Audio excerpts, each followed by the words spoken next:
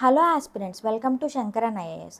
రీసెంట్గా India anti dumping డ్యూటీని Chinese goods మీద వేయడం జరిగింది. ఇందులో అల్యూమినియం ఫాయిల్ కూడా ఒకటి. యాంటీ డంపింగ్ డ్యూటీ అంటే ఏంటి? యాంటీ డంపింగ్ డ్యూటీ అనేది ప్రొటెక్షనిస్ట్ టారిఫ్, అంటే డొమెస్టిక్ గవర్నమెంట్ ఫారెన్ ఇంపోర్ట్స్ మీద వేసే డ్యూటీ. అంటే ఏదైనా ఒక ఐటెం ఇండియాలో 1000 రూపీస్కే వస్తున్నట్లయితే అదే ఐటెం జపాన్ లేదా చైనా నుండి 800 రూపీస్కే ఇంపోర్ట్ చేసుకుంటే దాన్ని డంపింగ్ అని అంటాం. ఇలా డంపింగ్ చేయడం వల్ల లోకల్ మార్కెట్కి నెగిటివ్ ఇంపాక్ట్ అనేది ఉంటుంది.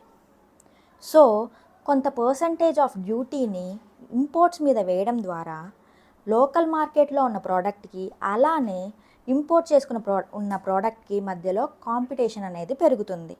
దీన్నే యాంటీ డంపింగ్ డ్యూటీ అని అంటాం. ఇండియాలో directorate general of trade remedies, ministry of commerce and industries కింద ఉంటుంది. ఇదే యాంటీ డంపింగ్ డ్యూటీని రికమెండ్ చేయడం జరుగుతుంది. మరి దీన్ని ఎవరు ఎన్ఫోర్స్ చేస్తారు? Union finance minister.